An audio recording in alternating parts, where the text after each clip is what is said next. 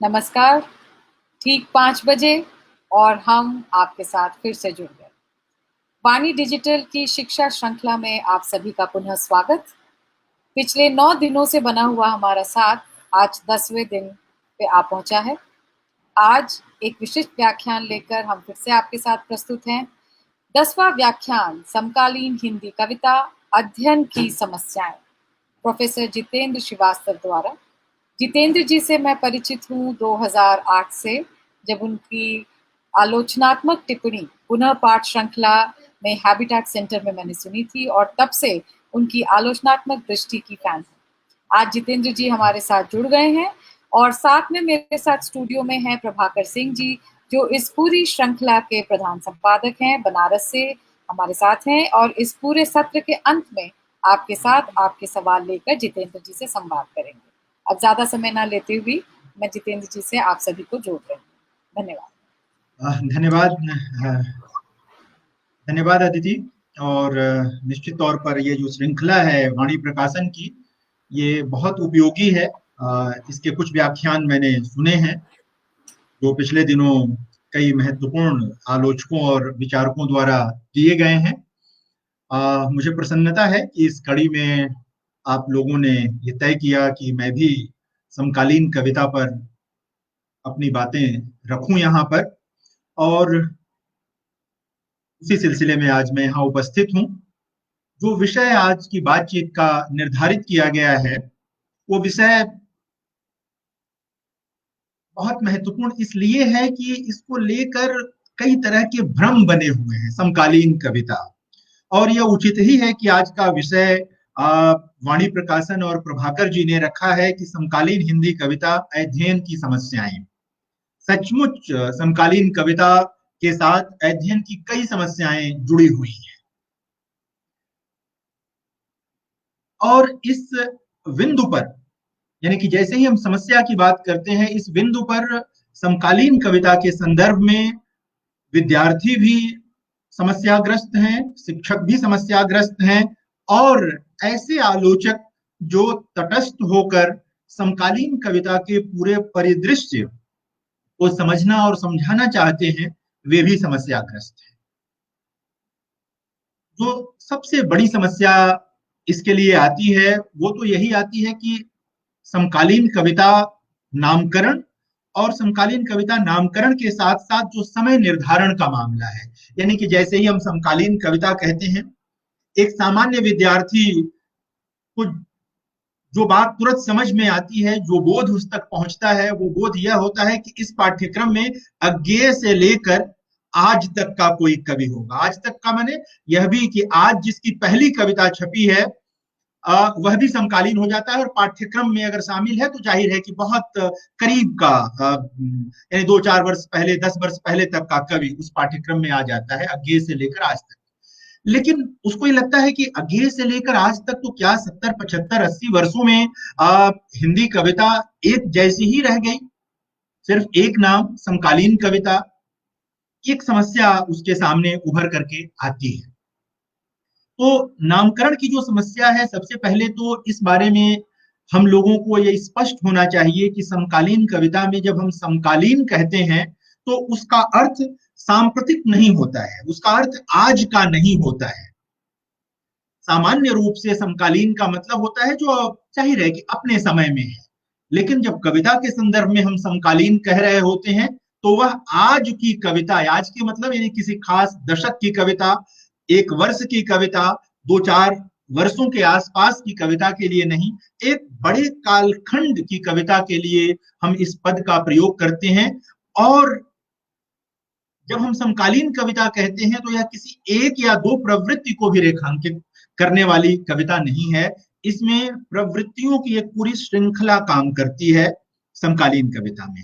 एक बात और नामकरण के साथ है कि जब अब हिंदी कविता के इतिहास पर हम विचार करते हैं, तो हिंदी कविता के इतिहास पर विचार करते हुए सबसे पहले अगर कविता के बारे में वो आप आदिकाल वगैरह की बात छोड़ें, हम आधुनिक काल से ही बात करना शुरू करें, भारतेंदु के समय से बात करना शुरू करें, तो भारतेंदु के समय की जो कविता है वो ब्रजभाषा की कविता है। गद्य तो हिंदी खड़ी बोली में है, कविता ब्रजभाषा में लिखी गई, खड़ी बोली में नहीं है। स्वयं भारतेंदु ने रसा नाम से कुछ गजलें कही थी।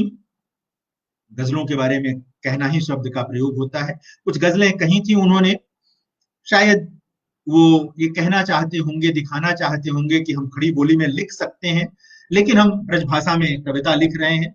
खड़ी बोली में कविता लिखने की ठीक ठीक शुरुआत आप सब जानते हैं, जो लोग कविता के प्रेमी हैं, कविता के पाठक हैं, अध्यापक हैं, विद्यार्थी हैं, वो मैं द्विवेदी युग में उसकी शुरुआत होती है। बड़े कवि मैथिली शरण गुप्त और हरिऔध जैसे उस कालखंड में आते हैं और हिंदी कविता आगे बढ़ जाती है। छायावाद का समय आता है, उसके बाद छायावाद उत्तर पद आता है। छायावाद उत्तर जब हम कहते हैं तो उसमें भी कई चीजें एक साथ आती हैं, यानी कि उसमें प्रगतिवाद आता है, उसमें प्रयोगवाद आता है, नई कविता आती है। और हमें यह नहीं भूलना चाहिए कि जब हम प्रगतिवाद की बात कर रहे होते हैं, उसी समय हरिवंश राय बच्चन भी हिंदी कविता में आते हैं एक नई प्रवृत्ति के साथ, जिसे सामान्यतः पढ़ने पढ़ाने की दुनिया में हालावाद कह दिया गया। हालांकि बच्चन की कविता वहीं तक सीमित कविता नहीं है, उसका एक बड़ा संदर्भ है बच्चन की कविता का। और सबसे बड़ा संदर्भ तो यही है, मैं एक संदर्भ की ओर संकेत करूं कि छायावाद में जो अलौकिकता छाई हुई थी, बच्चन की कविता ने उसे लौकिक बनाया। उनका प्रणय निवेदन किसी अलौकिक सत्ता के लिए नहीं है, वो किसी संसार में निवास कर रहे किसी को संबोधित है। इस पार प्रिय तुम हो मधु है, उस पार न जाने क्या होगा, या इसीलिए खड़ा रहा कि तुम मुझे पुकार लो, जैसे गीत जब आए तो हिंदी कविता में एक बड़ा परिवर्तन आया, बड़ा फर्क आया। बाद में जो बहुत खुले प्रणय निवेदन वाली कविताएं हिंदी में संभव हो सकी, तो उसके पीछे बच्चन का एक बड़ा योगदान है, जिसे रेखांकित किया जाना चाहिए। और भी कई बातें हैं छायावाद और आता है तो कैसे हिंदी कविता बदल जाती है, द्विवेदी युग से भाषा बदल जाती है, ट्रीटमेंट बदल जाता है। भारत भारती जो कि महान कविता है, भारत भारती की भाषा को देखिए, और प्रथम रश्मि का आना रंगनी तूने कैसे पहचाना की भाषा को देखिए, पूरा जो वस्तु है, पूरे वस्तु विन्यास को देखिए, तो आपको समझ में आएगा कि हिंदी कविता कैसे द्विवेदी युग से छायावाद में बदल जाती है। वहां भी मुक्ति की आवाज है, मुक्ति का स्वर वहां भी है, चीजें बदलती हैं। हम इस पर बहुत विस्तार से नहीं जाएंगे, हमें बहुत सारी बातें करनी है समकालीन कविता के बारे में, सिर्फ संदर्भ के तौर पर हम कह रहे थे। फिर जब ये आता है, नई कविता तक मामला आ जाता है, उसके बाद की कविता को सामान्यतः साठोत्तरी कविता कहने की भी एक प्रवृत्ति है, उसी को समकालीन कविता कहने की भी प्रवृत्ति है।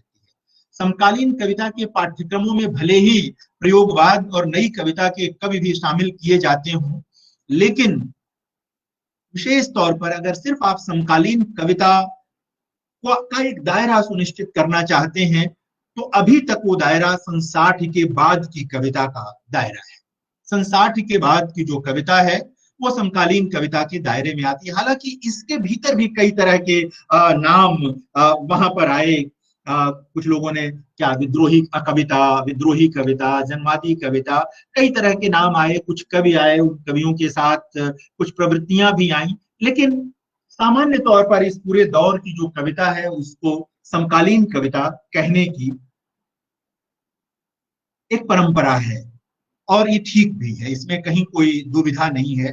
क्योंकि उसके बाद घोषित तौर पर अगर आप देखेंगे जनवादी कविता कहेंगे तो एक दायरा बनेगा उसका, अगर आप विद्रोही कविता कहेंगे तो विद्रोही कविता का भी स्वर बहुत जगह उसे मिलता है। नक्सलवाड़ी आंदोलन के साथ जो कविता निकल करके आई,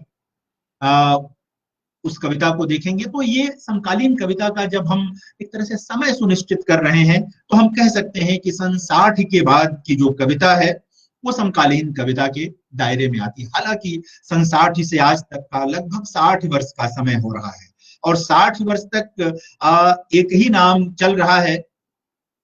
इसको लेकर सवाल भी हैं, इसको लेकर विचार भी हैं, और लगातार मंथन चल रहा है इसको लेकर। लेकिन हमें ये मानना होगा कि अभी समकालीन कविता पर साठोत्तरी कविता या किसी भी अन्य नाम की अपेक्षा अधिक उपयुक्त नाम है, या इसमें सारी चीजें समाहित हो जाती हैं। समस्याएं क्या हैं समकालीन कविता के सामने? तो सबसे पहली समस्या तो यही कि नामकरण की क्या समस्या हो, जिस पर मैंने अभी चर्चा की आपसे। समय निर्धारण की एक समस्या है। कवियों की धारा और विचारधारा को समझने की एक समस्या है। सामान्यतः क्या है कि लोग समझते हैं कि इस पूरे कालखंड में एक या दो तरह के कवि सक्रिय हैं, उनके वैचारिक आग्रह एक या दो तरह के हैं। ये बिल्कुल सत्य नहीं है। समकालीन कविता के दायरे में कई तरह की वैचारिक सरणियों के कवि हैं, कई तरह के वैचारिक आग्रहों वाले कवि सक्रिय हैं इस पूरे कालखंड में। इसको हमें याद रखना होगा, हमें इसको समझना होगा। अभी मैं इस पर विस्तार से बात करूंगा, अभी सिर्फ मैं सामने इस चीज को। प्रवृत्ति निर्धारण की समस्या इसी से जन्म लेती है कि प्रवृत्तियों का निर्धारण कैसे हो, वो भी एक बड़ी समस्या है, हम उस पर बात करेंगे। आलोचना की समस्या है। अब हुआ क्या, आलोचना की समस्या जब मैं कह रहा हूं तो दो तीन तरह की। एक तो ये कि समकालीन कविता में प्रवृत्ति मूलक रेखांकन वाली आलोचना का लगभग अभाव रहा। कवि केंद्रित आलोचना की बहुतायत रही, कवि केंद्रित आलोचना प्रचुर मात्रा में उपलब्ध हुई। ग्रुपों में बटे हुए लोग, खेमों में, ग्रुपों में बटे हुए लोग, और जब मैं ग्रुपों कह रहा हूं तो इसका मतलब वैचारिक और वैयक्तिक ग्रुप दोनों की बात कर रहा हूं मैं, कि वैचारिक ग्रुप भी बने, वैचारिक खेमे भी बने, एक सरणी बनी, और व्यक्ति के आधार पर भी चीजें बनी। तो इसके साथ क्या हुआ कि ये जो ग्रुपों में बटे लोग जो हैं, इन लोगों ने अपने ग्रुप की कविता को ही, यानी जो आलोचक है, अपने ग्रुप की कविता को ही मुख्य धारा की कविता समझने का भ्रम पाला और उसको सिद्ध करने का श्रम किया। याद, मैं शब्दों पे मैं बल दे रहा हूं कि अपनी धारा के कविता को ही, अपनी धारा की कविता को ही मुख्य धारा समझने का भ्रम और उसको स्थापित करने का श्रम। इससे बड़ी मुश्किलें आई हिंदी कविता। देखिए, जो लोग साहित्य में हैं, साहित्य की राजनीति में हैं, उनका इससे भला बुरा हो सकता है, लेकिन जब हम हिंदी साहित्य के विद्यार्थी के रूप में, जब हम साहित्य के विद्यार्थी के रूप में, शिक्षक के रूप में विचार करते हैं, तो हमारा आग्रह यह नहीं रहता कि कौन किस खेमे का कवि है, कौन किस वैचारिक सरणी का कवि है।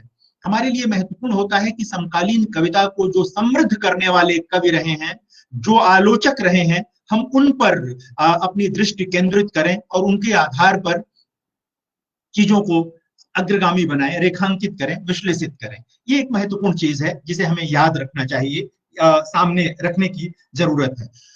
आलोचना की एक और हुआ कि दो तरह की आलोचना भी आई। एक कवियों की आलोचना आई और एक जो आलोचक ही थे, मुख्य कर्म जिनका आलोचना ही था, ऐसे लोगों की भी आई। याद दिलाने के लिए मैं सिर्फ नाम ले रहा हूं, अभी मैं आगे बात करूंगा, कि जैसे विजय देव नारायण शाही कवि आलोचक, मलयज कवि आलोचक हैं। ये दो बड़े नाम हैं। विश्वनाथ त्रिपाठी को भी आप इसमें रख सकते हैं, हालांकि बाद में उनके आलोचक रूप का अधिक विकास हुआ, लेकिन कवि आलोचक के रूप में वो आए। परमानंद श्रीवास्तव भी कवि आलोचक के रूप में आए थे, लेकिन बाद में वो आलोचक के रूप में स्थापित हुए, इसलिए हम उसको उनको दूसरी श्रेणी में ही रखते हैं। विजय कुमार, बाद की कविता को समझने के लिए विजय कुमार की आलोचना का भी महत्व है। इसके अलावा हमारे 60 के बाद के महत्वपूर्ण कवियों ने, अरुण कमल ने, उदय प्रकाश ने, राजेश जोशी ने, इन लोगों ने भी जो टिप्पणियां लिखी, कुछ लेख लिखे, वो बहुत महत्वपूर्ण है समकालीन कविता को समझने के लिए, विश्लेषित करने के लिए। मदन कश्यप ने लिखी हैं इन लोगों का। और बाद में देखें, 90 के बाद तो कई लोग निकल करके कई कवि आते हैं जिन्होंने अच्छी, महत्वपूर्ण, रेखांकित करने लायक आलोचना लिखी है। अभी प्रसंग बस हम उन लोगों का भी जिक्र करेंगे। तो ये कई नाम निकल करके आते हैं, हम बात करेंगे। जो मुख्य रूप से आलोचक हैं, जिन्होंने एक तरह से, उन्हीं में से कुछ लोगों ने कैनन तैयार किया समकालीन कविता का, जितना भी कर पाए। नामवर सिंह बोलते रहे, अगर देखें तो कविता पर जो नई कविता केंद्रित उनकी किताब है, उसके बाद उनके व्याख्यानों का जो संकलन आया है वो महत्वपूर्ण है, लेकिन उनके बोले हुए से भी एक फर्क पड़ता रहा। तो एक महत्वपूर्ण भूमिका नामवर सिंह की। उसके बाद जो समकालीन कविता की दृष्टि से दूसरे सबसे महत्वपूर्ण आलोचक हैं वो परमानंद श्रीवास्तव हैं, नंदकिशोर नवल हैं। इन लोगों की बड़ी भूमिका है, परमानंद जी की और नंदकिशोर नवल की। इनको देखना होगा। मैनेजर पांडे ने भी बहुत महत्वपूर्ण टिप्पणियां की, लेख लिखे, बाद में किताब के रूप में भी वाणी प्रकाशन से ही वो किताब प्रोफेसर मैनेजर पांडे की आई हुई है और बहुत महत्वपूर्ण है, उसको देखने की जरूरत है। अजय तिवारी को इस रूप में याद करने की जरूरत है। जवहरीमल पारख ने कुछ बहुत महत्वपूर्ण लेख लिखे। इन दिनों अरुण होता लिख रहे हैं लगातार, जितेंद्र गुप्त लिख रहे हैं, मृत्युंजय पांडे लिख रहे हैं, कमलेश वर्मा लिख रहे हैं, प्रणय कृष्ण ने लिखा है, आशुतोष कुमार ने लिखा है। वसंत त्रिपाठी कवि हैं लेकिन उनकी आलोचना ठीक है। अनिल त्रिपाठी हैं, श्री प्रकाश शुक्ल हैं, क्या कहते हैं, आशीष त्रिपाठी हैं, प्रभाकर जो इस कार्यक्रम का एक तरह से संपादन कर रहे हैं, उनकी महत्वपूर्ण टिप्पणियां हैं। ये सारे नाम हैं और नाम मैं सिर्फ इसलिए नहीं ले रहा हूं, संख्या बहुत सारे नाम छूट जाएंगे।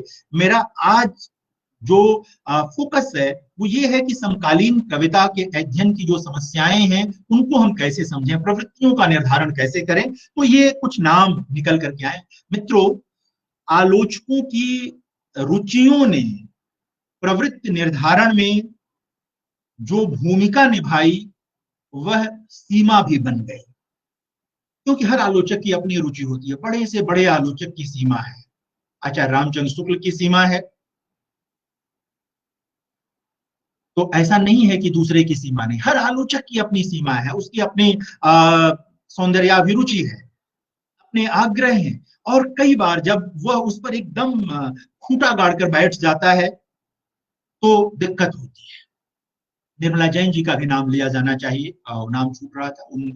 उनका भी महत्वपूर्ण उनकी भी महत्वपूर्ण भूमिका है आलोचना के क्षेत्र में, कविता की आलोचना के क्षेत्र में काम किया उन्होंने। नित्यानंद तिवारी जी ने कुछ बहुत महत्वपूर्ण लेख लिखे हैं कविता केंद्रित आलोचना को, और वो बहुत महत्वपूर्ण है रघुवीर सहाय वगैरह को समझने के लिए। तो बहुत अच्छा लेख है उनका रघुवीर सहाय को समझने के लिए। तो ये नाम जब मैं ले रहा हूं तो हो सकता है कोई नाम छूट जाए, बिल्कुल उसको इस रूप में न लें कि कौन सा नाम लिया गया नहीं लिया गया, वो हमारे लिए उतना महत्वपूर्ण नहीं है।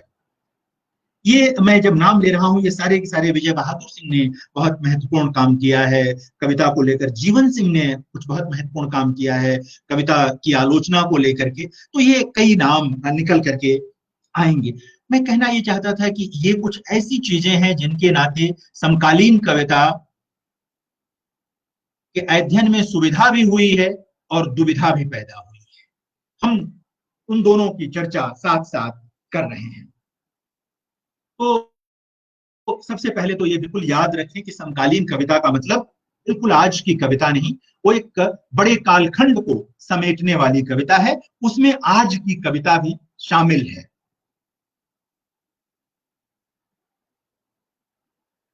उसमें आज की कविता भी शामिल है। आइए हम लोग कुछ बात करें कि ये जो कवि आए समकालीन कविता में, इनकी धारा और विचारधारा का क्या मामला है। अक्सर कवियों को ये होता है कि पढ़ते हुए अक्सर आपको बताया जाता है कि ये सब प्रगतिशील कवि हैं, ये फला कवि हैं, ये फला कवि हैं। तो चीज है, देखिए एक महत्वपूर्ण कवि आलोचक शिरीष मौर्य भी इसमें अभी उपस्थित हुए हैं, मैं उनको देख रहा हूं, और भी कई मित्र इसमें दिखाई दे रहे हैं सब। तो हम सबकी वो समस्या है, जो शिक्षक हैं, क्योंकि हम सिर्फ कवि नहीं हैं, हम सिर्फ आलोचक नहीं, हम शिक्षक भी हैं, और हमारे बहुत सारे हमारे दायित्व निर्धारित हैं। तो मित्रों, जो धारा का मामला है, इसमें जो पहली धारा है वो प्रगतिशील यथार्थ की धारा आती है समकालीन कविता के भीतर।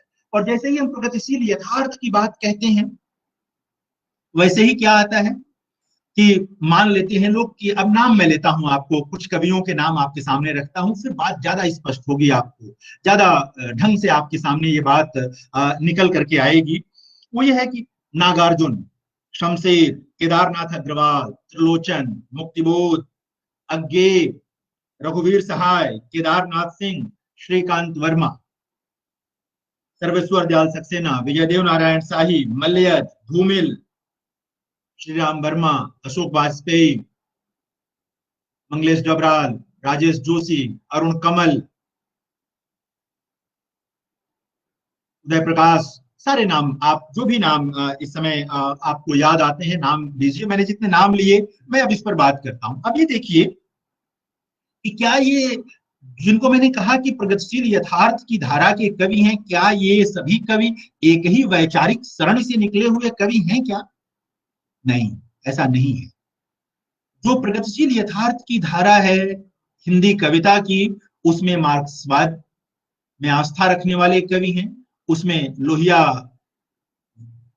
के विचारों में यकीन रखने वाले कवि हैं, उसमें गांधी जी के विचारों में यकीन रखने वाले कवि हैं, उसमें ऐसे लोग भी हैं जिनका यकीन साहित्य में भी है, साहित्य में है, और सीधे सीधे वंचित जनता में है, वो किसी वैचारिक सरणी से नहीं जुड़े हुए हैं। कई तरह के लोग इसमें शामिल हैं। नाम के साथ में कहता हूं, जैसे नागार्जुन, नागार्जुन की जो पूरी यात्रा है उसमें कई वैचारिक कई बार वो अलग अलग आते हैं। वो उनका जहां जन्म होता है वो हिंदू परिवार में जन्म लेते हैं, बौद्ध हो जाते हैं, फिर वो मार्क्सवाद की ओर आते हैं, वो जयप्रकाश नारायण के आंदोलन में शामिल होकर सड़कों पर कविता का पाठ करते हैं, गाते हैं। यानी कि लगातार नागार्जुन के जो वैचारिक तरह से कहें कि उनका वैचारिक विश्वास है उसमें परिवर्तन होता है। परिवर्तन सिर्फ एक जगह नहीं होता, उनकी कविता की जो प्रगतिशीलता है उसमें कोई परिवर्तन नहीं होता। यानी उनकी कविता उनके अलग अलग वैचारिक आग्रहों में जाने के बावजूद भी अपने स्वरूप में प्रगतिशील बनी हुई है। एक बहुत महत्वपूर्ण चीज है, इसको नोट करिए। मैं अभी लौटता हूं इस पर फिर से। इसी तरह शमशेर बहादुर सिंह घोषित तौर पे कहते हैं कि मैं मार्क्सवादी हूं, लेकिन एकदम जो मार्क्सवादी ढंग की कविताएं होती हैं उस ढंग की तो उनके पास 10 कविताएं होंगी कुल मिलाकर। शेष उनकी जिस तरह की कविताएं हैं वो गहरे कहेंगे, कई बार तो लोग उनको कह सकते हैं कि कलात्मक आग्रह की कविताएं हैं, लेकिन उस कलात्मक आग्रह के बावजूद भी उस कविता का स्वभाव प्रगतिशील है, प्रगतिशील है। ये एक चीज। केदारनाथ अग्रवाल मार्क्सवादी अपने को कहते हैं, त्रिलोचन मार्क्सवाद के साथ हैं, मुक्तिबोध मार्क्सवाद के साथ हैं, लेकिन रघुवीर सहाय, रघुवीर सहाय की कविता मार्क्सवादी आलोचकों को बहुत प्रिय है। किसी किसी को ना हो, अधिकतर मार्क्सवादी आलोचकों को प्रिय है, लेकिन रघुवीर सहाय पूरे जीवन लोहिया के विचारों के समर्थक रहे। लोहिया के समाजवाद में उनका यकीन था, वो मार्क्सवादी नहीं थे, लेकिन उन्होंने जो कविताएं लिखी उन कविताओं का जो विश्वास है वह उन्हें प्रगतिशील बनाता है। यह केदारनाथ सिंह के साथ भी है। वो अपने को मार्क्सवादी कहते थे, लेकिन वो उस ढंग से मार्क्सवादी नहीं कहेंगे आप जिस ढंग से कई लोग अपने को कहते हैं। श्रीकांत वर्मा, आप सब जानते हैं कि आरंभ में वो रहते हैं, फिर कांग्रेस के साथ रहते हैं, लेकिन मगध जैसी कृति लेकर आते हैं। कविता प्रगतिशील है उनकी। सर्वेश्वर पहले लोहिया के साथ हैं, बाद में वो नक्सलवाड़ी के समर्थक हो जाते हैं, मार्क्सवाद के साथ आगे बढ़ते हैं। वो मार्क्सवाद के साथ आगे बढ़ते हैं। वो विजयदेव नारायण शाही, वो तो न सिर्फ लोहियावाद से प्रभावित थे बल्कि बाकायदा मतलब लोहियावाद की राजनीति से जुड़े हुए व्यक्ति थे। मलयज, रमेश चंद्र शाह, जो भी ये नाम लेंगे, ये सब धूमिल, ये सब लोग लोहिया से प्रभावित लोग हैं। श्रीराम वर्मा, अशोक वाजपेयी की कविता को लंबे समय तक मार्क्सवादी लोग प्रगतिशील या इस तरह की बात नहीं करते थे, लेकिन आजकल अब ये बात हो गई। अशोक वाजपेयी भी की कविता के स्वर को भी अब प्रगतिशील मानने में लोगों को ऐतराज नहीं है, वो प्रगतिशील धारा में आ गए। मित्रों, मैं कहना यह चाहता हूं कि प्रगतिशील होने का मतलब मार्क्सवादी होना नहीं होता। प्रगतिशील होने का मतलब अग्रगामी होना होता है। प्रगतिशील होने का मतलब वंचित लोगों के पक्ष में खड़ा होना है। प्रगतिशील होने का मतलब शोषण के विरुद्ध होना है, और यह आप किसी भी वैचारिक आग्रह के साथ रह के हो सकते हैं, जैसा कि हमारे कई बड़े कवि महाकवि हुए हैं। अज्ञे आरंभ में मार्क्सवादी हैं, बाद में वो मार्क्सवाद के एक तरह से कहें आलोचक हो जाते हैं, लेकिन उनकी कविता का स्वभाव वह तो प्रगतिशील है, वो वंचना के विरुद्ध है। कई कविताएं आजकल अज्ञे की बार बार अब लोग उद्धृत करने लगे हैं। वे लोग भी उद्धृत करने लगे हैं जो अज्ञे का नाम लेने से बचते थे एक दौर में, जो मैं कह रहा था कि ग्रुपों की राजनीति, खेमेबाजी, वो अज्ञे ने भी की, दूसरों ने भी की। लेकिन एक अध्येता के तौर पर हमारा इसमें कोई विश्वास नहीं है कि किसने क्या खेमा बनाया। हमारा विश्वास इसमें है कि कविता ने क्या स्वरूप अख्तियार किया, कविता ने क्या स्वरूप धारण किया, हमारा विश्वास इसमें अधिक है। ये हमारे लिए ज्यादा महत्वपूर्ण है। तो ये एक चीज है कि प्रगतिशीलता का, प्रगतिशील यथार्थ की धारा जो है वो निकल करके आती है धारा और विचारधारा के बीच से, और ये ढेर सारे कवि निकल के आते हैं। लीलाधर जगुड़ी निकल के आते हैं, लीलाधर मंडलोई निकल के आते हैं, और लोगों का मैंने नाम लिया, मदन कश्यप का, असद जैदी, विष्णु नागर, और हमारी पीढ़ी के शिरीष जुड़े हुए हैं। और भी जिस भी कवि का आज के दौर में नाम लीजिए वो सब इसमें शामिल मिलेंगे, हेमंत कुकरेती, जिसको भी उठाइए आप, तो ये चीजें निकल करके आएंगी।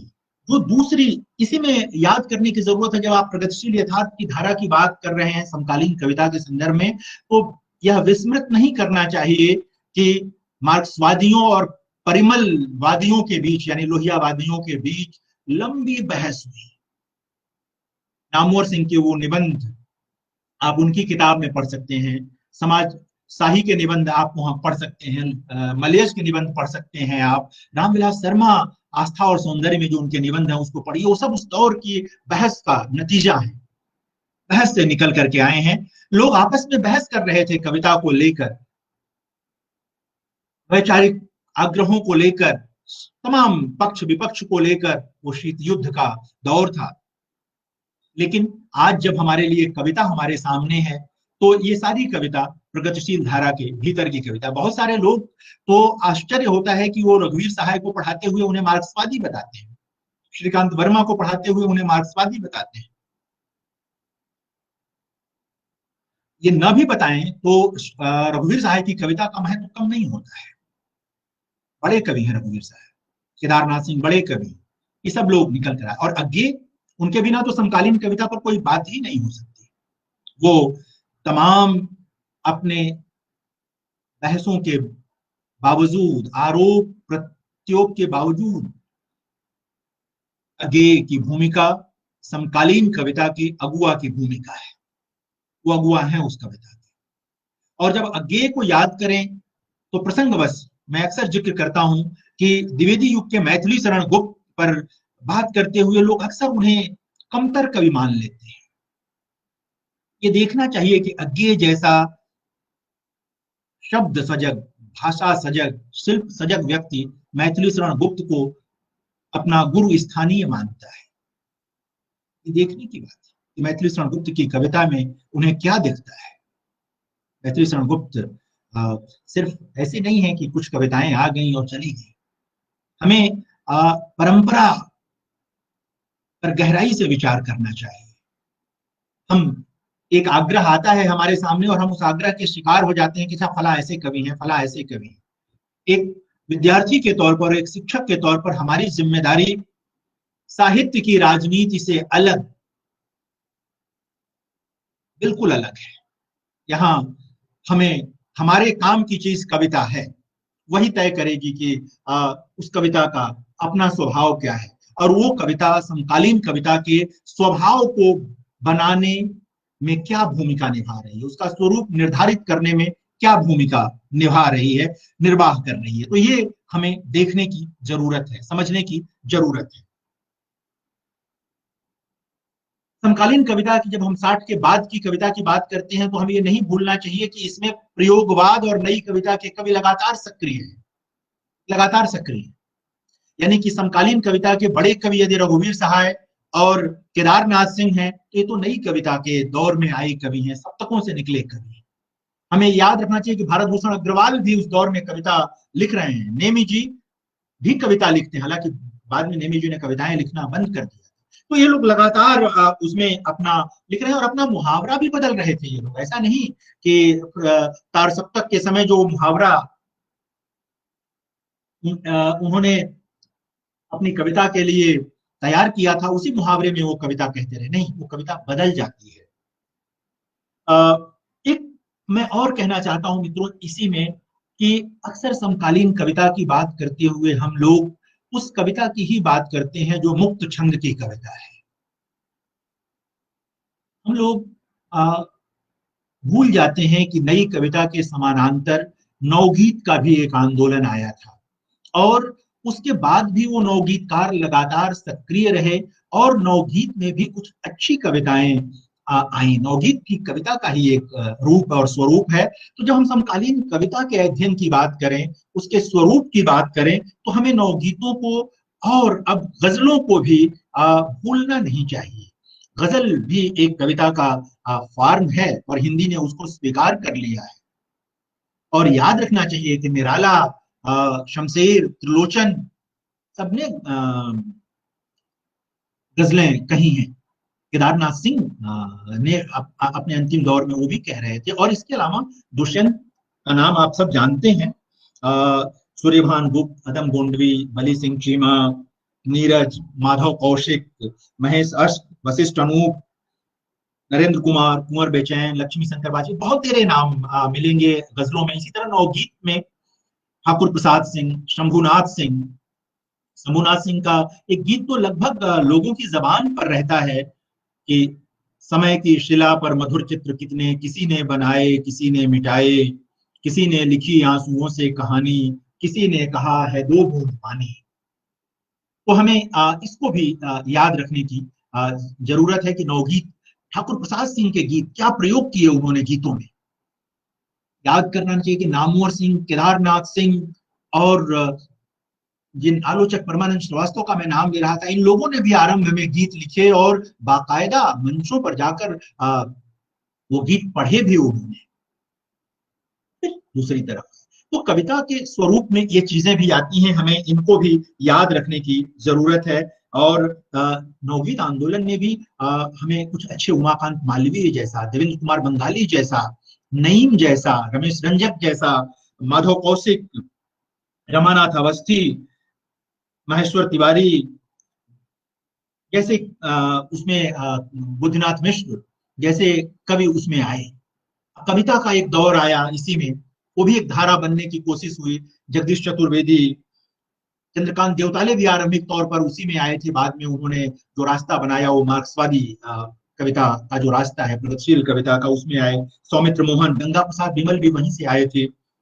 राजकमल चौधरी इस धारा के सबसे बड़े कवि के रूप में स्थापित हैं। तो हमें यह भी याद रखने की जरूरत है। साथ साथ विद्रोही कविता में लगभग वो सारे कवि हैं जो मार्क्सवादी धारा में आते हैं। नक्सलवाड़ी की कोख से जो हिंदी कविता आई थी, जिस पर अब कम कम चर्चा होती है, वेणुगोपाल, पंकज सिंह की आरंभिक कविताएं, आलोक धनवा की कविताएं, ये सब, गोरख पांडे की कविताएं, ये आई कविताएं वहां से निकलकर, और एक अलग स्वर इन कविताओं का निकल करके समकालीन कविता में दिखता है अलग से। तो ये चीजें आती हैं। हम लोग पहले कुछ प्रवृत्तियों की बात करें, फिर हम लोग आलोचना की बात करें। इन सबको मिला जुलाकर हिंदी कविता में जो प्रवृत्तियां निर्धारित हो सकती हैं या हो पाई हैं, वो कुछ इस प्रकार हो सकती हैं। ये मैं प्रस्ताव कर रहा हूं, इसको देखें।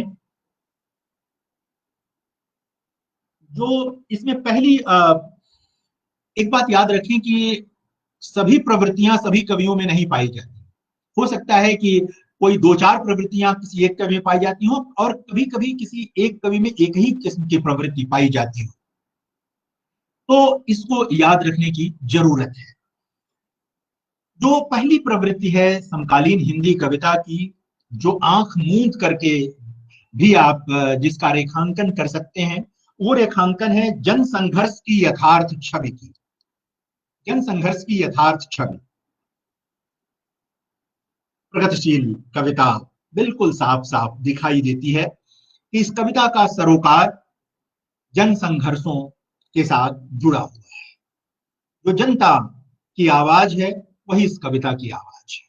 जो जनता का दुख है वो इस कविता में शामिल दुख है, वो इसमें शामिल है, भूल जाता है। यहाँ पर संघर्ष, दुख, यातना सब कुछ यहाँ पर आती है। तो जनसंघर्ष की यथार्थ छवि, और इसमें आप नागार्जुन से लेकर जो पहले से लिखते चले आए हैं, अरुण कमल को शामिल करें, आप उदय प्रकाश को, राजेश जोशी को, जिसको शामिल करें, हमारी साथ के कवियों को शामिल करें, बहुत जो नए लोग आए हैं उनको शामिल करें, हर जगह आपको ये प्रवृत्ति दिखाई देगी। तो पहली जो प्रामाणिक प्रवृत्ति समकालीन कविता की निकल करके आती है वो जनसंघर्ष की यथार्थ छवि की प्रवृत्ति है। जो दूसरी महत्वपूर्ण प्रवृत्ति समकालीन कविता में निकल करके आती है वो है जन सामान्य के आत्मविश्वास में आस्था। जन सामान्य के आत्मविश्वास में आस्था। आप देखें समकालीन कविता में जो कवि आया है वो, उसमें जो विश्वास दिखता है वो दरअसल इस महान देश के जन सामान्य का विश्वास है। वो विश्वास वहां रूपायित होता है, आकार पाता है। एकदम अरुण कमल के आरंभिक दौर की कविता आप याद करें, उर्वर प्रदेश, उदय प्रकाश के पहले दूसरे संग्रह की कविताओं को, अरुण कमल की का नाम लिया मैंने, उनके पहले दूसरे संग्रह की कविताओं, राजेश जोशी, मंगलेश डबराल, पंकज सिंह, असद जैदी, सबको आप याद करिए। उसके बाद के कवियों को आप याद करिए, वो देवी प्रसाद मिश्र हों, वो कुमार अंबुज हों, वो विमल कुमार हों, अनामिका हों, आप इन लोगों की कविताओं को देखिए, आप देखेंगे कि वहां पर ये प्रवृत्ति दिखाई देती है। जन सामान्य के आत्मविश्वास में गहरी आस्था है समकालीन कविता की। ये दूसरी प्रवृत्ति है, वो जरूर रेखांकित की जानी चाहिए। जो तीसरी प्रवृत्ति है जिस पर कम बात होती है, हुआ यह कि समकालीन हिंदी कविता जब अपने आगे आई और ऊंचाई पर आई तो जिस एक विचारक की सबसे अधिक उपेक्षा की गई उस दौर में, और जिसकी प्रासंगिकता इस दौर में अचानक बढ़ गई है और सब लोग याद करने लगे हैं, वो है महात्मा गांधी। ये अकारण हुआ हो या सकारण हुआ हो, लेकिन ये हुआ कि महात्मा गांधी जैसा अत्यंत अनिवार्य दार्शनिक, मैं दार्शनिक कहता हूं उन्हें, दार्शनिक, चिंतक, विचारक भारत का, जिनके बिना नए भारत के निर्माण का कोई स्वप्न देखा ही नहीं जा सकता, उस पर विचार ही नहीं किया जा सकता, उन महात्मा गांधी का नाम लेने से कवि भी बचने लगे और आलोचक भी बचने लगे, आलोचक भी बचने लगे। ये हुआ कि तमाम गिरजा कुमार माथुर, भवानी प्रसाद मिश्र जैसे कवि उपेक्षित होने लगे। हालांकि वो महत्वपूर्ण रहे, लेकिन ये एक होती रही। लेकिन आप समकालीन कविता की जब प्रवृत्ति का निर्धारण करेंगे तो एक चमत्कारिक चीज आपको दिखाई देगी कि वहां अंतिम आदमी की चिंता सबसे अधिक है, और अंतिम आदमी की चिंता गांधी जी के विचारों का प्रस्थान बिंदु है। अंतिम आदमी की चिंता की बात करते हैं वो, कि जब भी कोई निर्णय लीजिए, जब भी कुछ करिए, तो उस अंतिम आदमी के बारे में सोचिए कि उसे इससे क्या लाभ होगा या क्या नुकसान होगा उसे। तो ये बड़ी कहेंगे विचित्र लेकिन महत्वपूर्ण बात है कि गांधी जी का अंतिम आदमी समकालीन हिंदी कविता के केंद्र में है। उसके बिना समकालीन हिंदी कविता का कोई अस्तित्व नहीं है, का कोई अस्तित्व नहीं है। मैं इसको रेखांकित करना चाहता हूं कि अंतिम आदमी की चिंता बहुत महत्वपूर्ण ढंग से समकालीन हिंदी कविता में उभर करके आती है और ये देखने की जरूरत है। इसके अलावा आत्मालोचन की प्रवृत्ति, बहुत गहरी प्रवृत्ति आत्मालोचन की समकालीन हिंदी कविता में दिखाई देती है। और ये रेखांकित करने की बात तो है, क्योंकि दूसरों के बारे में बात करना आसान होता है, अपने बारे में सोचना कठिन होता है। अपने बारे में जब मैं सोचना कह रहा हूं तो स्वार्थपरक सोचने की बात नहीं कह रहा हूं, आलोचनात्मक दृष्टि से सोचने की बात कह रहा हूं। वो एक बहुत मुश्किल चीज होती है। तो समकालीन हिंदी कविता में यह स्वर दिखाई देगा आपको। और मैं उदाहरण के तौर पर एक मेरी बहुत प्रिय कविता है, बहुत छोटी सी कविता है, विजय देव नारायण शाही की कविता है, और ये कविता है प्रार्थना है शीर्षक से कविता है, गुरु कबीर दास के लिए। देखिए कैसी गहरी आत्मालोचना इस कविता में है। परम गुरु, दो तो ऐसी विनम्रता दो कि अंतहीन सहानुभूति की वाणी बोल सकूं, और यह अंतहीन सहानुभूति पाखंड न लगे, और यह अंतहीन सहानुभूति पाखंड न लगे। दो तो ऐसा कलेजा दो कि अपमान, महत्वाकांक्षा और भूख की गांठों में मरोड़े हुए उन लोगों का माथा सहला सकूं, और इसका डर न लगे कि कोई हाथ ही काट खाएगा। दो तो ऐसी निरीहता दो कि इस दहाड़ते आतंक के बीच फटकार कर सच बोल सकूं, और इसकी चिंता न हो कि इस बहुमुखी युद्ध में मेरे सच का इस्तेमाल कौन अपने पक्ष में करेगा। और कितनी महत्वपूर्ण बात आखिर में कहते हैं शाही जी, यह भी न दो तो इतना ही दो, यह भी न दो तो इतना ही दो कि बिना मरे चुप रह सको, कि बिना मरे चुप रह सको। बड़ी बात है, ये गहरी आत्मालोचना है एक पूरे ऐसे कालखंड में जब जब एक तरह से कहें कि स्वार्थों की बाढ़ आने लगी थी, स्वार्थों की बाढ़ आने लगी थी। ऐसे दौर में विजयदेव नारायण शाही एक ऐसी कविता है, और इस तरह की कई कविताएं आपको सबके वहां मिलेंगी, सबके वहां मिलेंगी। राजनीति में जब आत्मालोचन की बात आएगी, अभी मैं जिक्र करूंगा, तो वहां श्रीकांत वर्मा जो राजनीति में है, सरकार के साथ हैं, फिर भी मगध जैसी कृति लिखते हैं। तो ये आत्मालोचन की प्रवृत्ति एक और विशेषता, एक और प्रवृत्ति समकालीन हिंदी कविता की महत्वपूर्ण ढंग से रेखांकित की जानी चाहिए, और ये कई कवियों में दिखाई देती। आधुनिकता के प्रचलित प्रतिमानों को चुनौती देते हुए समकालीन कविता के अधिकतर कवियों ने नए प्रतिमान गढ़ने की कोशिश की, और इस प्रतिमान को गढ़ने के लिए उन्होंने जन सामान्य के जीवन को चुना, न कि मध्यवर्गीय जीवन को चुना।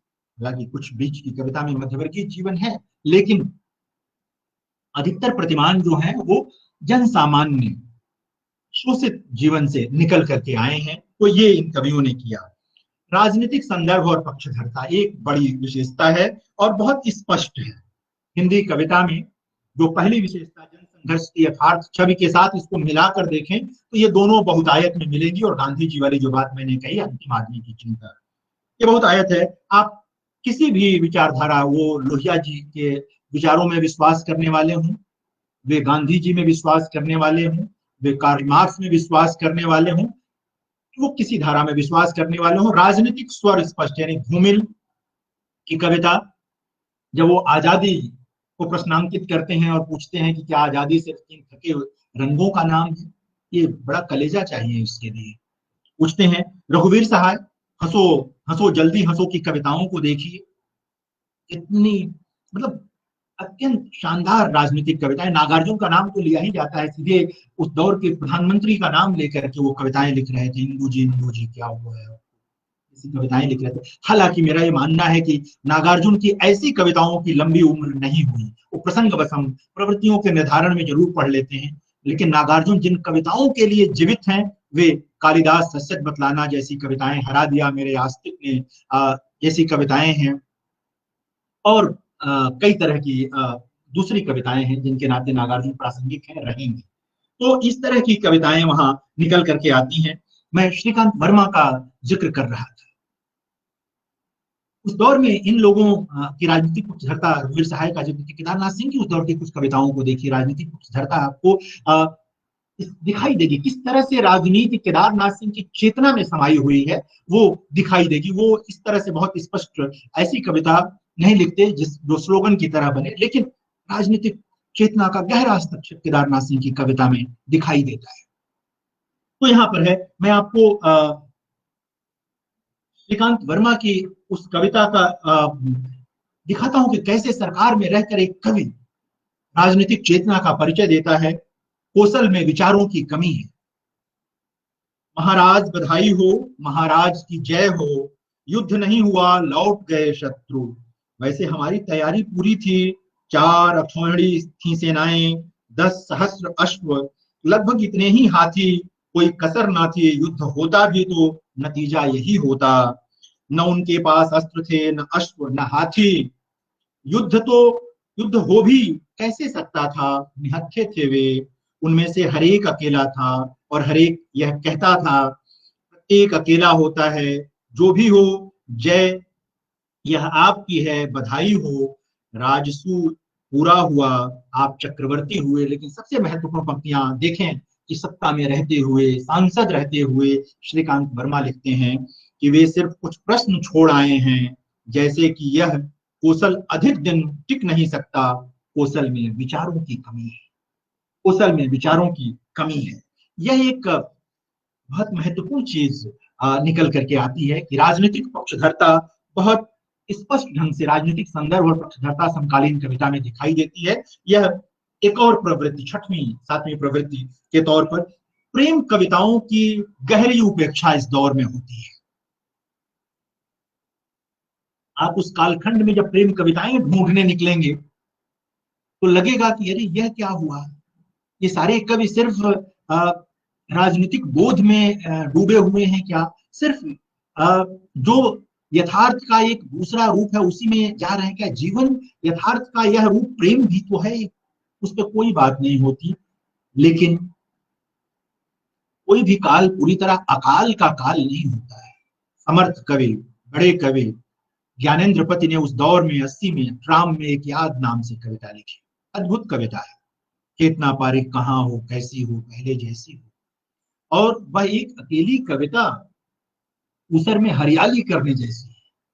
तो प्रेम कविताओं का अभाव है। और उसी याद रखें कि हमारे वरिष्ठ कवि केदारनाथ अग्रवाल भी दाम्पत्य की प्रेम कविताएं लगातार लिख रहे थे, और ये मेरी तुम में वो संकलित में कविताएं वो है। लेकिन जो कवि 60 के बाद आते हैं उनमें प्रेम कविताओं का बहुत अभाव दिखता है, कम दिखता है, कम कविताएं हैं। और उसमें एक रेखांकित करने लायक कविता ट्राम में एक याद ज्ञानेंद्र की है, जिसे जरूर पढ़ना चाहिए, सुनना चाहिए और ये देखना चाहिए कि वो प्रेम को कैसे एकदम बिल्कुल नए धरातल पर उपस्थित कर देती है, नए धरातल पर उपस्थित कर देती है। उस प्रेम में अक्सर क्या होता है प्रेम कविताओं में कि प्रेमी अपने को आरोपित कर देता है कविता में। वह पूरी कविता प्रिया को संबोधित है, सिर्फ प्रिया है उसमें, उसी की उपस्थिति की लालसा है, जो कुछ है सब उसके लिए है। और मेरी दृष्टि में वह मतलब अद्वितीय कविता है। तो एक विशेषता ये अभाव का मामला है, इसको रेखांकित करना चाहिए कि ये प्रवृत्ति है। लेकिन उसमें भी एक चीज निकल करके आती है, स्थानीयता और वैश्विकता के प्रति सजगता है। इन कवियों में आप देखेंगे कि ये कवि जो महत्वपूर्ण कवि हैं समकालीन कविता के, दो तरह के कवि हैं इसमें। एक वे कवि हैं जो स्थानीयता को महत्व देते हुए वैश्विकता के साथ जुड़ते हैं। कुछ ऐसे भी कवि हैं जो पैदा होते ही वैश्विक हो गए, जाहिर है कि उनकी कविता से कोई फर्क नहीं पड़ता और एक समय के बाद वो खत्म हो जाता है। वृक्ष कितना भी बड़ा हो उसकी जड़ होनी चाहिए, हर कवि का अपना एक लोकेल होता है। तो समकालीन हिंदी कविता की जो महत्वपूर्ण कवि हैं, जो महत्वपूर्ण कविताएं समकालीन हिंदी कविता में आई, उन सभी कविताओं में स्थानीयता और वैश्विकता का मामला एकदम साफ साफ दिखाई देता है, स्पष्ट तौर पर दिखाई देता है। इसको रेखांकित करने की जरूरत है। आप केदारनाथ सिंह की कविता एक पारिवारिक प्रश्न याद कीजिए, तुलसी को लगाने का मामला है, उसको देखिए। आप कुआनो नदी सर्वेश्वर दयाल सक्सेना की कविता देखिए, कोई भी रामदास जैसी कविता को देखिए, आप अरुण कमल की कविता जिनके मुंह में कौर मांस का उनको मगही पान देखिए, आप राजेश जोशी की कविता बच्चे काम पर जा रहे हैं जैसी कविता को देखिए। इन सब कविताओं को देखते हुए मैं कुछ ही नाम ले रहा हूं, बहुत सारे नाम छूट रहे हैं, इनको देखिए। ये एक महत्वपूर्ण प्रवृत्ति है, वैश्विकता और स्थानीयता के प्रति सजगता, और एक तरह का संतुलन भी है उसमें। ऐसा नहीं कि वैश्विकता का बोझ अधिक हो गया और स्थानीयता का कम है, या स्थानीयता का बहुत हो गया है वैश्विकता का कम है। आप देखें त्रिलोचन क्यों बड़े कवि हैं, नागार्जुन क्यों बड़े कवि हैं, नगई महाराज जैसी कितनी कविताएं हैं, चंपा काले काले अक्षर नहीं चीरती जैसी कितनी कविताएं, कितनी। नागार्जुन की कविता जो नदी में बच्चे पैसा बीन रहे हैं, जाते हुए लोग फेंक देते, उस तरह की कविताएं हिंदी में कितनी है। ये कविताएं वो बोध पैदा करती हैं, उनको देखना होगा।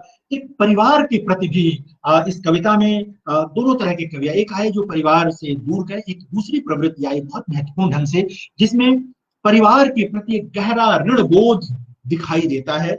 और इसके लिए मैं बार बार जिस कविता को मैं बार बार याद करता हूँ वो है उदय प्रकाश की एक कविता है, नींव की ईंट हो तुम दीदी।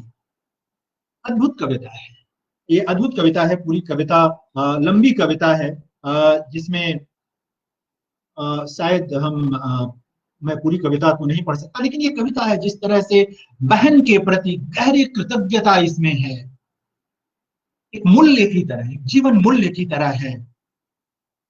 ये कविता है, इस तरह की कविताएं आई जिनमें पारिवारिक संबंधों के प्रति, यानी माँ के प्रति, माँ के पर तो एक तरह से एक समय में भीड़ आ गई थी, पिता के प्रति कम कविताएं आई, लेकिन बहुत महत्वपूर्ण कविताएं, बहनों के प्रति कविताएं आई, भाइयों के प्रति भी कविताएं आई।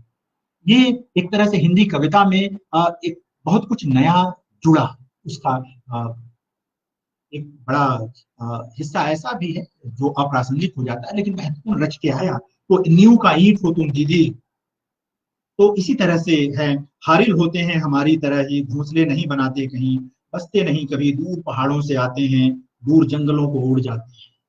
तो अद्भुत है, पीपल होती तुम, पीपल दीदी पिछवाड़े का, तो तुम्हारी खूब घनी हरी टहनी में, टहनियों में हारिल हम बसेरा देते। मित्रों, ये एक बड़ी प्रवृत्ति इसके प्रति आती है कि पारिवारिक संबंधों के प्रति गहरी कृतज्ञता का बोध पैदा हुआ, और उसमें खासकर जब बहनों के प्रति आया, माँ के प्रति आया, तो पितृसत्ता की आलोचना भी उसमें आई। यह एक प्रवृत्ति के तौर पर आई कि इन कवियों ने विषयों के बहाने से ही सही एक खतरनाक चीज पितृसत्ता, एक बेहद क्रूर व्यवस्था पितृसत्ता का प्रत्याख्यान किया, उसकी आलोचना प्रस्तुत की अपनी कविताओं में। तो यह भी एक बड़ी प्रवृत्ति है कि पितृसत्ता का अस्वीकार और पारिवारिक रिश्तों में विश्वास, खासकर स्त्री जीवन के प्रति गहरा विश्वास दिखाई दिया इन कविताओं में। अलग से स्त्रियों को लेकर कविताएं आई, कामकाजी स्त्रियों को लेकर कविताएं आई। रघुवीर सहाय तो लिख ही रहे थे, 80 कविताएं लगभग रघुवीर सहाय ने स्त्री जीवन को लेकर लिखी, भिन्न भिन्न तरह से। बाद के कवियों ने भी लिखी अपने परिवार से अलग स्त्रियों को लेकर। तो ये सब एक बड़ा वृत्त बना इससे, समकालीन हिंदी कविता का बड़ा वृत्त बना इससे, जिसमें स्त्रियां आई, पितृसत्ता की आलोचना आई, रिश्ते, मानवीयता उभर करके, मनुष्यता उभर करके आई। तो ये एक महत्वपूर्ण चीज है। अस्वीकृति और विद्रोह का भाव आया। जब भी कोई नई पीढ़ी आती है तो आता है, नक्सलवाड़ी की कविता में ये दिखाई देता है, इमरजेंसी के बाद वाली कविता में भी ये दिखाई देता है, कई जगह आपको दिखेगा। और संबंधों का, पीढ़ियों का तनाव भी दिखेगा। अस्वीकार सत्ता का भी है, अस्वीकार तमाम तरह के जो आसपास के बंधन हैं उनके प्रति भी है। तो ये भी एक समकालीन हिंदी कविता में आई प्रवृत्ति है, जो कविताओं के बीच से निकल कर आती है, जिसे रेखांकित किया जाना चाहिए। शिल्प में बहुत सारे प्रयोग किए कवियों ने, बहुत सारे प्रयोग किए। और एक प्रयोग देवी प्रसाद मिश्र ने किया था, जिसमें हाशिए पर भी पंक्तियां लिखी उन्होंने और बीच में कविता, और इसे नवोन्मेष माना गया। लेकिन आलोचक मृत्युंजय पांडे ने पिछले दिनों एक बड़ी अच्छी चीज रेखांकित की, रेणु पर लिखते हुए। रेणु ने भी कुछ कविताएं लिखी हैं, और उनकी भी एक कविता इसी तरह है कि जहां बीच की पंक्तियां तो चलती हैं, हाशिए पर भी पंक्तियां हैं, और ये बहुत पहले की कविता है। तो कई बार आलोचना में, शोध में ये चीज निकल के आती है, आलोचक की ये भूमिका भी होती है। तो ये चीज निकल करके आई। तो प्रयोगों की खूब अधिकता हुई है, तरह तरह के प्रयोग समकालीन हिंदी कविता में निकल करके आए हैं। तो ये चीज भी हमें रेखांकित करने की जरूरत है कि एकरस नहीं है समकालीन हिंदी कविता, जैसा कि अक्सर लोग आरोप लगा देते हैं कि सब एक जैसी लगती है। नहीं, इसका मतलब यह है कि गहराई से जो भी आरोप लगाता है उसने गहराई से समकालीन हिंदी कविता को नहीं पढ़ा। अरुण कमल की कविता राजेश जोशी की कविता की तरह नहीं है, राजेश जोशी की कविता उदय प्रकाश या मंगलेश डबराल की कविता की तरह नहीं है। सब इनका अपना अपना स्वर है, अलग से पहचानी जा सकती है कि यह असद जैदी की कविता है, ये मंगलेश डबराल की, अरुण कमल की, राजेश जोशी की, उदय प्रकाश की, ये देवी प्रसाद मिश्र की, ये विमल कुमार की, ये अनामिका की कविता है, ये तेजी ग्रोवर की कविता है, ये गगन गिल की कविता है, ये नीलेश रघुवंशी की कविता है। ये हम पहचान सकते हैं, देख सकते हैं, और ये उपलब्ध है समकालीन हिंदी कविता की। थोड़ा उतरना पड़ेगा इसके लिए, ऊपर झापर करेंगे तो यही चीज दिखाई देगी। ये बड़ी चीज मित्रों, जब मैं कह रहा था कि आलोचना का एक मामला है कि आलोचना के साथ दिक्कत है कि प्रवृत्तियों का निर्धारण तो हमने कर लिया। आलोचना में क्या हुआ कि कुछ प्रवृत्तियों को ही समकालीन कविता में आलोचकों ने महत्वपूर्ण रूप में रेखांकित किया। यानी कि किसी को यदि यह लगता है कि जनसाधारण वाली बात, तो उसी को प्रमुख मान लेता था। किसी को लगा कि पारिवारिक प्रश्न यदि ज्यादा महत्वपूर्ण है तो उसने उसको मान लिया। यानी कि समकालीन हिंदी कविता की आलोचना ने काम तो उल्लेखनीय किया, लेकिन सिर्फ किसी एक आलोचक के कैनन के भरोसे आप समकालीन हिंदी कविता का पूरा कैनन नहीं बना सकते हैं। उसके लिए आपको इन सभी आलोचकों के वहां से गुजरना पड़ेगा। आपको देखना होगा कि नए आलोचकों में अरुण होता कितनी शिद्दत, कितने परिश्रम से आजकल लिख रहे हैं। कमलेश वर्मा लिख रहे हैं, मृत्युंजय पांडे लिख रहे हैं। मैंने तमाम जो कवि जिनका मैंने नाम लिया, और प्रणय कृष्ण ने काम किया, आशुतोष जी ने काम किया, जितेंद्र गुप्ता ने काम किया है, मनोज पांडे काम कर रहे हैं, अनिल त्रिपाठी ने काम किया है, आशीष त्रिपाठी ने काम किया है, श्री प्रकाश जी ने काम किया है, ये सब, प्रभाकर सिंह काम कर रहे हैं। इनको देखना होगा, और इनमें से किसी एक के सहारे आप अगर जाएंगे कि आप सोचें कि 90 के बाद की कविता समझने के लिए इनमें से किसी एक आलोचक से आपका काम चल जाएगा, तो मुझे लगता है कि ये उचित नहीं होगा। ये सब मिलकर समकालीन कविता की आलोचना के वृत्त को मुकम्मल बनाते हैं। ये सब उसके किसी किसी हिस्से को भरते हैं। कोई ज्यादा हिस्से को भर लेता है, कोई थोड़ा कम हिस्से को भरता है, लेकिन कोई एक पूरे हिस्से को नहीं भरता है। तो समकालीन कविता को समझने के लिए आपको इन सभी आलोचकों के वहां थोड़ा सा जाने की जरूरत पड़ेगी। परमानंद श्रीवास्तव के वहां भी, जिन्होंने प्रचुर लेखन किया समकालीन कविता को लेकर, नंद किशोर नवल के वहां भी, जिन्होंने प्रचुर लेखन किया, अजय तिवारी के वहां भी जाना पड़ेगा। शाही जी और मलेच की बात मैं कर चुका हूं, विश्वनाथ प्रसाद तिवारी के वहां भी जाना पड़ेगा, विश्वनाथ त्रिपाठी के पास भी जाना पड़ेगा, जीवन सिंह और विजय बहादुर सिंह के वहां भी जाना पड़ेगा, इन सबके वहां, प्रोफेसर मैनेजर पांडे के वहां भी जाना पड़ेगा। सबके वहां जाकर ही आप मोती निकाल पाएंगे, और फिर मोतियों की माला बनेगी, अलग अलग मोती सबके वहां। तो एक कैनन के भरोसे समकालीन हिंदी कविता का कैनन नहीं मुकम्मल होगा, इसे जानने की जरूरत होगी। मृत्युंजय एक नए आलोचक और भी मृत्युंजय है, उन्होंने भी अच्छा काम किया है समकालीन कविता को लेकर। तो इसको मित्रों देखने की और समझने की जरूरत है लगातार। मुझे लगता है कि कहीं ऐसा तो नहीं कि ज्यादा समय हो जाए तो आप लोग कहें कि ये समय हो गया। समकालीन हिंदी कविता के सामने जो बिल्कुल पिछले 25-30 वर्ष की कविता है, उसके सामने कुछ चुनौतियां भी हैं। मैं बहुत विस्तार में तो नहीं, संक्षेप में ही सही उन चुनौतियों की चर्चा करना चाहता हूं, क्योंकि अगर आप समकालीन कविता पर बात कर रहे हैं, उसे समझना चाहते हैं, तो इन चुनौतियों को भी समझने की जरूरत है। एक तो जो नव पूंजीवाद आया है, या पूंजीवाद, अलग अलग लोग इसको करते रहते हैं। तो नव पूंजीवाद का जो मामला है, उसने क्या किया है कि सबसे अधिक कल्पना पर प्रहार किया है। हम आम आदमी से लेकर खास आदमी तक, यानी कि वह व्यक्ति भी जिसको कहते हैं ना कि एक आम कल्पना, एक कवि कल्पना, तो सबसे अधिक प्रहार कल्पना पर हुआ है। अब क्या है कि टेलीविजन देखते हुए, सोशल मीडिया, तमाम जगहों पर प्रचार देखते हुए, वो सपने हमारे सपने बनते चले जा रहे हैं। कवि जो सपनों का सर्जक होता है, कवि दूसरे के स्वप्न नहीं लाता, कवि सपने गढ़ता है, उनको सृजित करता है, उसकी ऊर्जा वो ले आता है, वो उसका कच्चा माल जनता से ले आता है, समाज से ले आता है, लेकिन गढ़ता है। तो पूंजीवाद ने कविता की प्राथमिक चीज कल्पना पर प्रहार किया है। और जब मैं कल्पना कह रहा हूं तो इसका यह मत मान लीजिएगा कि मैं ये कह रहा हूं कि कल्पना से ही कविता बनती है। कई बार लोगों को ये भ्रम हो जाता है। देखिए, जब तक आप में कल्पना बोध नहीं होगा, जब तक आप में गहरी कल्पना नहीं होगी, तब तक आप यथार्थ की परतों को भी नहीं खोल पाएंगे। यथार्थ की परतों को खोलने के लिए भी, यथार्थ को अलग अलग करने के लिए भी गहरी कल्पनाशीलता की जरूरत होती है। जिसमें कल्पनाशीलता नहीं है, वह यथार्थ की इकहरी समझ रखने वाला व्यक्ति होता है, होती है। इसलिए जरूरी है कल्पना, अगर आप साहित्य में हैं, समाज में हैं, तो इसकी जरूरत रहनी चाहिए। तो ये एक मामला है। एक अतिशय गद्यमयता बढ़ती चली जा रही है इन दिनों। हमारे महत्वपूर्ण कवि इस बात पर चर्चा कर रहे हैं कि छंद चुक चुका है। देखिए, कुछ भी चुकता नहीं है, चुकते हैं उसको प्रयोग करने वाले लोग। इस समय तुलसी छंद में लिख रहे थे, उस समय ऐसे भी लोग भी छंद में लिख रहे होंगे जिनका आज कोई नाम लेवा नहीं है, लेकिन तुलसी है। कवि में कितनी सामर्थ्य है, इससे तय होता है कि वो छंद में लिखकर अपनी बात कहेगा या मुक्त छंद में लिखकर बात कहेगा।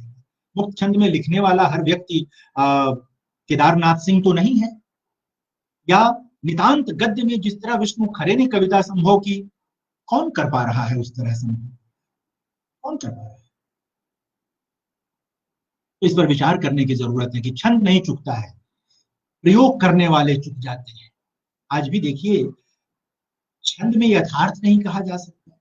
हम लोग इस समय आपदा से घिरे हुए हैं और जीविका विहीन लोग सिद्धिमान सींच बस कहें एक एकंग सो कहाँ जाई का करी। महाकवि तुलसीदास की ये पंक्तियां, इनसे महान पंक्तियां, ज्यादा अर्थपूर्ण पंक्तियां किसने लिखी है?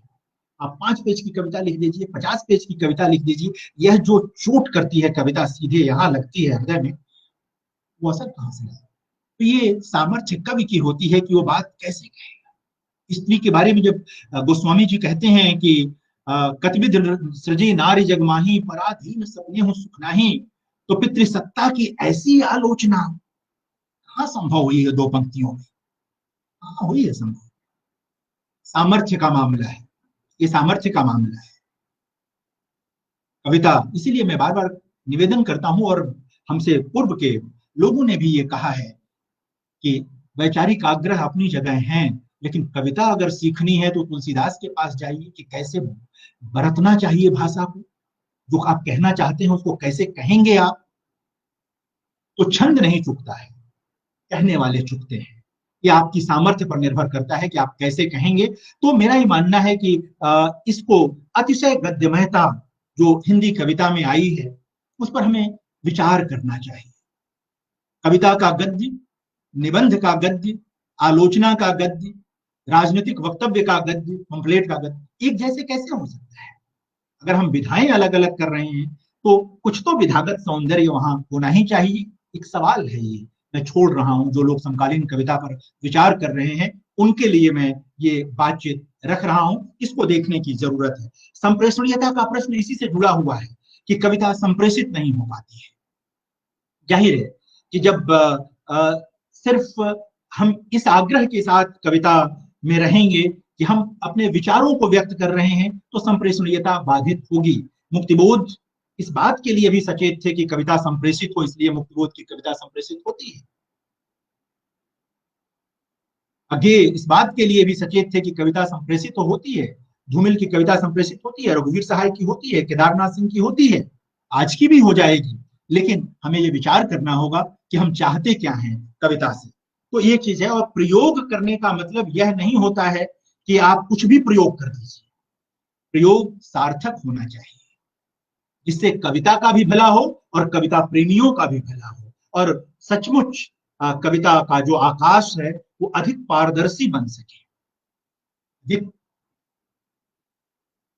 आर पार उसके देखा जा सके। ये चीज वहां निकल करके आनी चाहिए। मुझे लगता है 1 घंटा हो गया है, मैं 5-7 मिनट में और बातों को समेट रहा हूं, तो ये चीज निकाल करके ले आएंगे। तो ये चीज है कि ऐसी कविता, कितनी बड़ी समस्या है कि जो सुनने वाली कविता आज की है वो पढ़ने लायक नहीं रह गई है, और जो पढ़ने वाली कविता है वो सुनी नहीं जा पा रही है। तो कोई रास्ता होना चाहिए कि पढ़ने वाली कविता को सुना भी जा सके और सुनने वाली कविता को पढ़ा भी जा सके, और सुनने वाली कविता सुनते वक्त जो प्रभाव पैदा करती है, पढ़ते वक्त भी उसका प्रभाव बचा रहे, और पढ़ने वाली कविता पढ़ते वक्त जो प्रभाव पैदा करती है, सुनते वक्त भी उसका वो प्रभाव बना रहे। यह एक बड़ा सवाल है समकालीन कविता के सामने, कवियों के सामने भी और कैनन बनाने वालों के सामने भी। इसको हमें रखना होगा, देखना होगा। मुख्य धारा की कविता की एक और समस्या है कि हम मुख्य धारा करते रहे, बहुत ईमानदारी से वर्ग की बात करते रहे, लेकिन भारतीय समाज की एक बड़ी सच्चाई जाति हमसे छूटती रही। उसका कारण यह हुआ कि समकालीन हिंदी कविता में जाति का प्रश्न उस तरह नहीं आया जिस तरह आना चाहिए, और बाद में इसलिए दलित विमर्श बीच में आया, पिछड़ा विमर्श आ रहा है, स्त्री विमर्श भी आया। जेंडर को उस तरह शायद हिंदी कविता नहीं ले पाई जिस तरह अब स्त्रीवादी ले रही हैं उन कविताओं को। तो ये सब चीजें निकल करके आई। इस पर भी विचार करना चाहिए कि सही है कि दलित विमर्श आ गया है, स्त्री विमर्श आ गया है, फिर भी जो लोग सोचते हैं कि वे मुख्य धारा के कवि हैं और उनका कंसर्न उन्हीं की तरह, यानी कि जो लोग दलित विमर्श आ रहे हैं उसी तरह से व्यापक और बड़ा है, उनको इन विषयों पर नए सिरे से सोचना चाहिए। और मुझे लगता है कि शायद हिंदी कविता को इस दिशा में आगे बढ़ने की जरूरत है। रुचियों की कट्टरता कम हुई है, लेकिन थोड़ी सी बढ़ी भी है। कट्टरता इस अर्थ में कम हुई है कि अब अज्ञेय और मुक्तिबोध को एक साथ पढ़ने वाले आ गए। जो लोग अज्ञेय के आलोचक थे अब अज्ञेय को उद्धृत करने लगे हैं। लेकिन कट्टरता इस तरह बढ़ी है कि तमाम ईर्ष्या द्वेष का माहौल बहुत ज्यादा फैल गया है समकालीन हिंदी कविता में। वह एक बड़ी समस्या है। और कट्टरता यह आई है कि लोग काव्यात्मक विविधता के विरुद्ध खड़े हो गए हैं। यानी कि मैं जिस ढंग की कविता लिखता हूं वही महान कविता है, दूसरे सब कूड़ा करकट लिखते हैं। यानी कि अपने अलावा दूसरे को स्वीकार करने का जो बोध होना चाहिए, जो हृदय होना चाहिए, उसका अभाव पिछले 40 वर्ष 50 वर्ष की कविता में दिखाई दे रहा है। इस पर विचार जरूरी है कि सिर्फ अपने तक केंद्रित रहने से समकालीन हिंदी कविता का कुछ नहीं होने वाला। आप अच्छे कवि हैं, बहुत अच्छी बात, दूसरा भी अच्छा कवि है। एक साथ रघुवीर सहाय और केदारनाथ सिंह दोनों हिंदी के बड़े कवि हैं, उनको आमने सामने खड़ा करने की जरूरत नहीं है।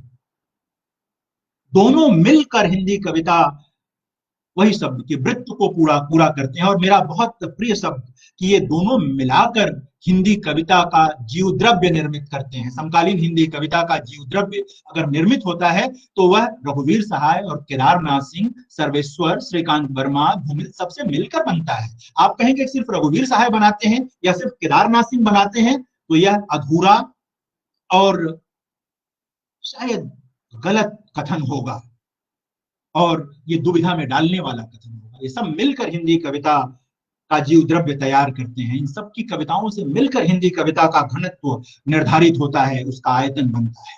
तो इस पर हमें विचार करने की जरूरत है। परंपरा का ज्ञान नहीं है। तमाम नए कवि आते हैं, उनको कविता लिखने तो आ जाता है, लेकिन उनको परंपरा का ज्ञान नहीं है। और मित्रों, मैं यही कहूं कि कविता के क्राफ्ट में लिखी हुई हर रचना कविता नहीं होती। कई बार कविता के क्राफ्ट में न होते हुए भी कोई रचना कविता जैसी हो जाती है। तो कविता के क्राफ्ट में लिखी हर चीज को कविता मान लेना समकालीन कविता की एक सीमा है। इससे उबरने की जरूरत है, बात करने की। और बहुत डिफेंसिव है समकालीन कविता। वो जब भी कोई कुछ कहता है वो अपने बचाव में खड़ी हो जाती है, नहीं हम तो बहुत अच्छे हैं। डिफेंसिव होने की जरूरत नहीं है। वह तो कविता अपने आप बोलेगी कि हमें किसी अलग से किसी प्रतिरोधक अलग से प्रतिरोधक क्षमता विकसित करने की जरूरत नहीं, वो है हमारे भीतर, वो है हमारे भीतर। तो इसको समझने की और जानने की चीज है। आलोचना का मामला मैंने कहा ही, कविता को खेल समझने की एक प्रवृत्ति बढ़ी है। यानी जैसे जैसे वैचारिक आग्रह का मामला जहां एक तरफ था, वहीं पर यह भी हुआ कि वैचारिक, जिन कवियों के पास वैचारिक आग्रह नहीं है वो कविता को खेल समझते हैं, सोचते हैं कि ये भी एक फील्ड है, खेल लो। ये खतरनाक प्रवृत्ति है जिस पर हमें विचार करने की जरूरत है। समकालीन कविता के लिए एक जरूरी मसला ये भी है। और यह भी कि समाजोन्मुखता बहुत अच्छी चीज है, लेकिन उसके अलावा भी समाज में बहुत सारी चीजें हैं, वो भी कविता का विषय हैं, उन पर भी हमें विचार करना चाहिए। मसलन जैसे मैं प्रेम के बारे में कह रहा था, ये भी प्रकृति परक कविताएं बहुत कम मिलती हैं, उन पर विचार करने की जरूरत। पर्यावरण संकट में है, उस पर विचार करने की जरूरत है, ये देखने की जरूरत है। भाषा के बारे में विचार करने की जरूरत है कि वो लगे कि हिंदी में ही कविता लिखी गई है, यह भी चीज आनी चाहिए। और यह कि कविता सीधे जो है वो उत्पादन से जुड़ी हुई चीज नहीं है, इसलिए पूंजीवादी समय में उस पर खतरा है, बना रहेगा। ये कविता लिखने वालों का और कविता पढ़ने वाले पढ़ाने वाले सबका दायित्व है कि वे इसकी रक्षा करें।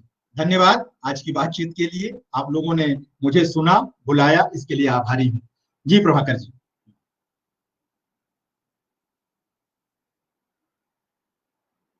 आवाज नहीं आ रही है प्रभाकर जी, प्रभाकर जी आवाज नहीं आ रही। हाँ सर। सर बहुत आभार आपका, अपने समकालीन कविता पर 1 घंटा 10 मिनट के भीतर 60 सालों का ये पूरा व्यापक जो परिवृत्त है, इस पर बड़ी महत्वपूर्ण बातें आपने की और कई सारी सरणियां जो समकालीन कविता की है वो हमारे सामने खुली और बहुत लाभान्वित हुए हम सर इस व्याख्यान से। और बहुत सारी बातें और भी करनी है लेकिन समय नहीं है। एक बात और जोड़ दूं आपकी बात में सर। जी सर, आप खुद समकालीन कविता के एक समर्थ आलोचक हैं। आपने अपना नाम नहीं लिया सर, आपकी अभी हालिया किताब आई है समकालीन कविता के परिवृत्त को स्पष्ट करते हुए। और 2 नाम और मैं सर लेना चाहूंगा, एक कृष्णमोहन जी और एक पंकज चतुर्वेदी। इन 2 लोगों ने समकालीन कविता पे बड़ा समर्थ लेखन किया है। वो भी दर्ज करने लायक बड़े आलोचक हैं। और एक प्रश्न है सर, प्रश्न कई है लेकिन एक प्रश्न जरूर मैं आपसे करना चाहूंगा, बस समय कम है। दोनों का नाम मैंने लिखा था। लागर्थ का एक विशेषांक निकला था सर, समकालीन कविता विशेषांक। किसका? जी, तो उसमें समकालीन कविता जी जी जी जी तो अब सर समकालीन कविता में एक प्रश्न सर उभरता है, मेरी आवाज अगर जा रही है सर जी। तो वो सर है 1964 में चांद का मुंह टेढ़ा है जी। जो मुक्तिबोध का काव्य संग्रह प्रकाशित होता है, उस पत्रिका में समकालीन कविता का प्रस्थान बिंदु उसको माना गया है। उसके बाद से समकालीन कविता ऐसा बताया गया, उस पर काफी लेखन हुआ, 3 विशेषांक उसके आए थे। तो सर इस पर आप क्या कहना चाहते हैं? थोड़ी सी टिप्पणी अपनी जरूर दें सर, उसके बाद हम लोग बात समाप्त करेंगे। जी जी प्रभाकर जी, और आपने दोनों नाम बिल्कुल कृष्ण मोहन जी का और पंकज जी का ठीक लिया। मैंने नाम नोट किए थे लेकिन मैंने बार बार आग्रह किया कि नाम सीखेंगे। दोनों लोगों ने सचमुच बहुत अच्छा काम किया है। और जो आपने कहा कि 1964 में चांद का मुंह टेढ़ा है को प्रस्थान बिंदु माना गया, इसमें कोई दो मत नहीं है, माना जा सकता है। इसीलिए मैंने कहा कि मोटे तौर पर सन 60 के बाद की कविता समकालीन कविता है और निश्चित तौर पर सन 60 के बाद की कविता के सबसे बड़े कवि मुक्तिबोध हैं, इसमें कोई दो राय नहीं। गे और मुक्तिबोध इनके बाद ही पंक्तियां बनती हैं। और मैं दोनों को बराबर महत्व देता हूँ, गे और मुक्तिबोध दोनों। अलग अलग लोग हैं, कुछ लोग मुक्तिबोध को देते हैं गे को, लेकिन मुझे लगता है कि दोनों ने बड़ा काम किया। गे ने जो काम किया उससे भी समकालीन कविता बढ़ी और मुक्तिबोध ने जो काम किया उससे भी बढ़ी, ठीक है ना। तो 1964 में चांद का मुंह टेढ़ा है कि प्रकाशन को प्रस्थान बिंदु मानने से मुझे कोई इसमें कोई दिक्कत नहीं दिखाई देती है। सन 60 इसलिए भी कई बार होता है कि तीसरा सप्तक के जो कवि हैं उनमें से ही कई कवि समकालीन कविता के शिखर कवि बने। वो कुंवर नारायण हो, वो केदारनाथ सिंह हो, वो सर्वेश्वर दयाल सक्सेना हो, इसलिए सन 60 भी महत्वपूर्ण है। केदार जी का पहला संग्रह अभी सन 60 में आता है, ठीक है ना। तो ये भी एक महत्वपूर्ण चीज है कि हम लोगों को ये देखना चाहिए कि सन 60 इस रूप में महत्वपूर्ण है। शेष अगर मुक्तिबोध को ही केंद्र में रखना है तो 64 को भी, और मुक्तिबोध को केंद्र में रखते हुए हम 60 भी मान सकते हैं। उनकी कविताएं तो पहले से आ रही थी, तो निश्चित तौर पर केंद्रीय व्यक्ति मुक्तिबोध और गे हैं। समय 64 हो या 60 ही हो, वो बहुत मायने नहीं रखता। सर बहुत सारे सवाल और भी हैं, समय नहीं है, हम फिर बातचीत करेंगे आपसे। सोशल मीडिया पे वैसे मिलते रहते हैं, बातचीत होगी सर। तो मैं अपने सारे पाठकों की तरफ से, अपने श्रोताओं दर्शकों की तरफ से, अपनी ओर से, वाणी डिजिटल मंच की तरफ से आपका बहुत बहुत आभार प्रकट करता हूं सर इस समृद्ध व्याख्यान के लिए। बहुत आभार सर, बहुत आभार। मैं भी आभारी हूँ, आप लोगों ने मुझे याद किया। नहीं सर, बहुत बहुत समृद्ध व्याख्यान था, बहुत आभार।